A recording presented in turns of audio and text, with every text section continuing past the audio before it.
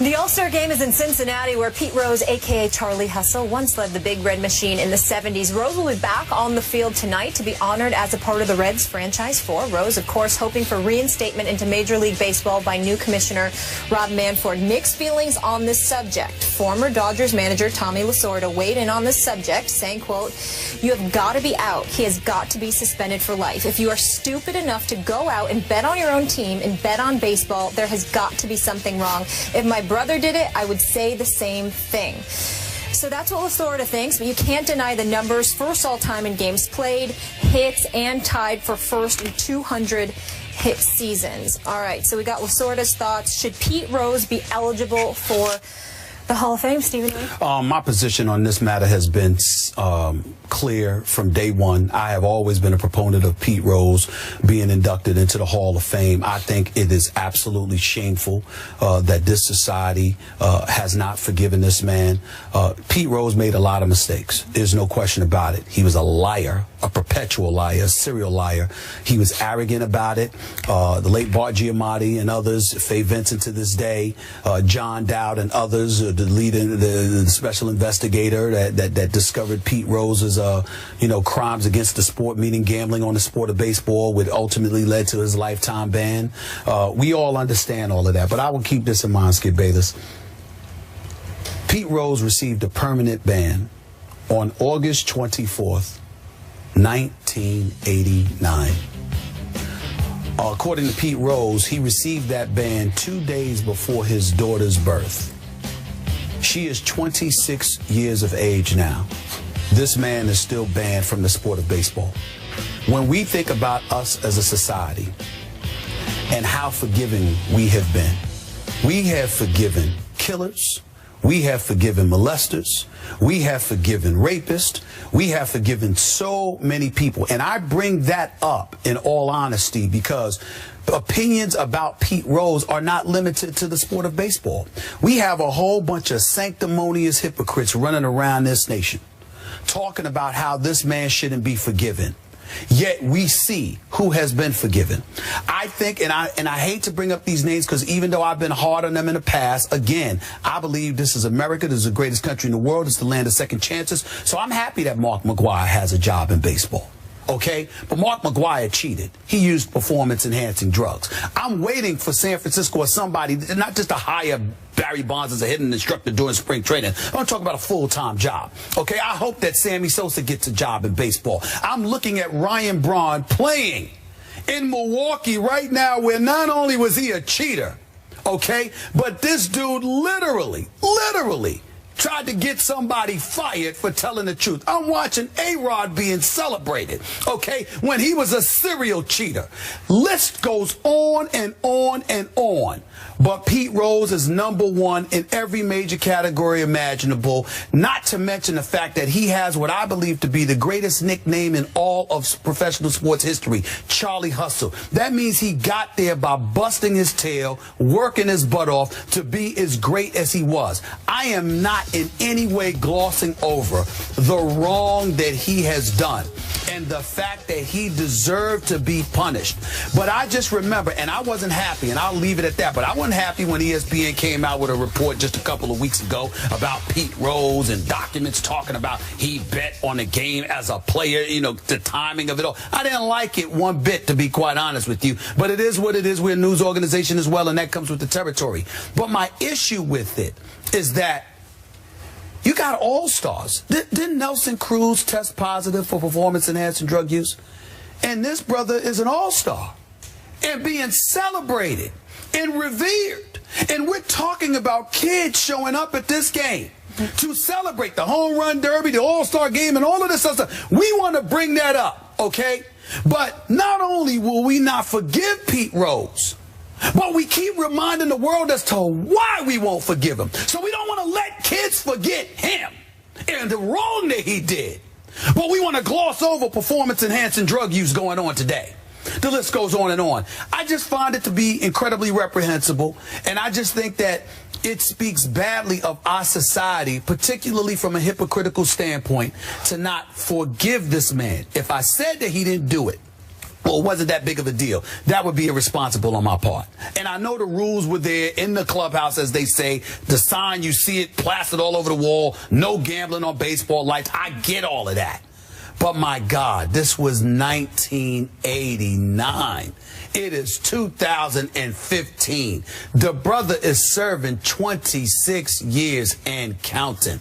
The lack of compassion in this country for this man, I find to be incredibly reprehensible. And I just want to take a moment to applaud the people of Cincinnati, because even though I think they've been a bit overbearing in their support of Pete Rose throughout the years, it is more than apropos. Not only do I want to congratulate the city of Cincinnati, but the sport of Major League Baseball for allowing Pete Rose to be celebrated tonight with Joe Morgan, Barry Larkin, and those guys. And it's just a shame. Ryan Braun, also an all-star as well. Yes, he is. Yes, he is. That's why I brought him up. I'm sorry.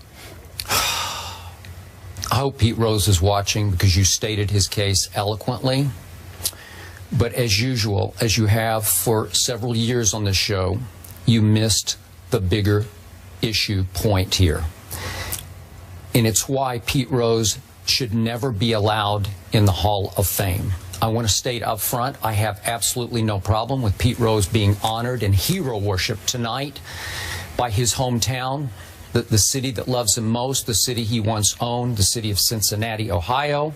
I have absolutely no problem with the fact that Pete Rose for years has made lots and lots of money off his baseball greatness, because as we know all the numbers, there is absolutely no argument, all-time great. Some people think all-time greatest, and I agree with you about his nickname.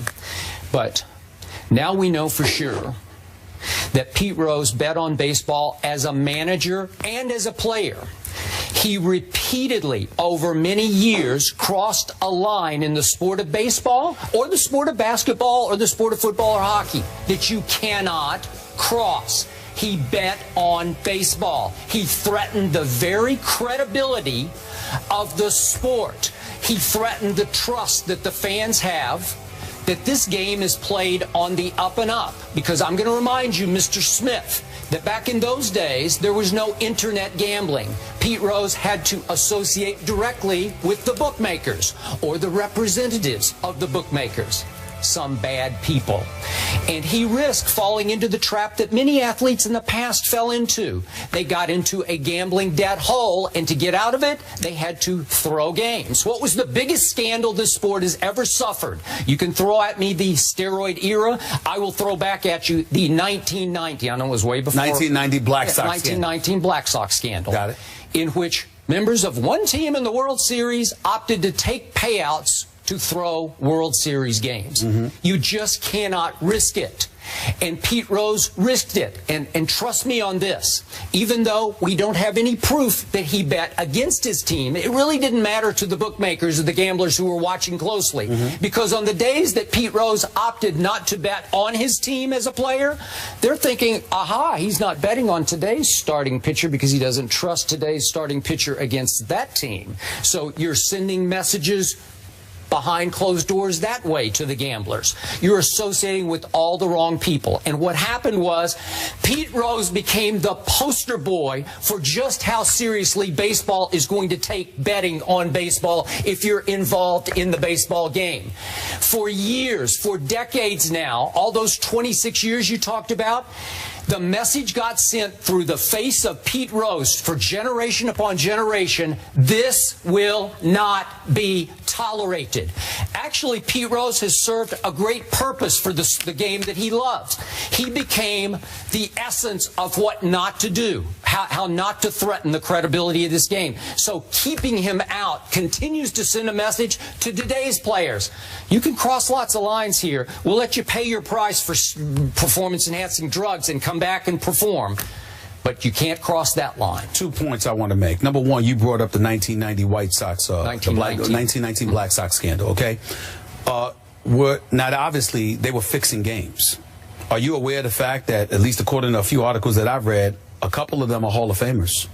A few of them. So you have members of the Black Sox scandal fixing games that are in the Hall of Fame. So to me, that shreds that argument against Kennesaw Mountain Landis, the commissioner, just threw him out of the game. I understand he threw him out of the game, but I guess what I'm trying to say is that we're talking about, there are two issues with Pete Rose, whether or not he should be allowed to return to the game of baseball, be employed in some capacity, and to me, him being on Fox Sports as a baseball analyst is good enough for me. But I'm saying in terms of him as a Hall of Famer, what you are trying to do is make sure that the books completely wipe and eradicate any record of the greatness that Pete Rose displayed on the field.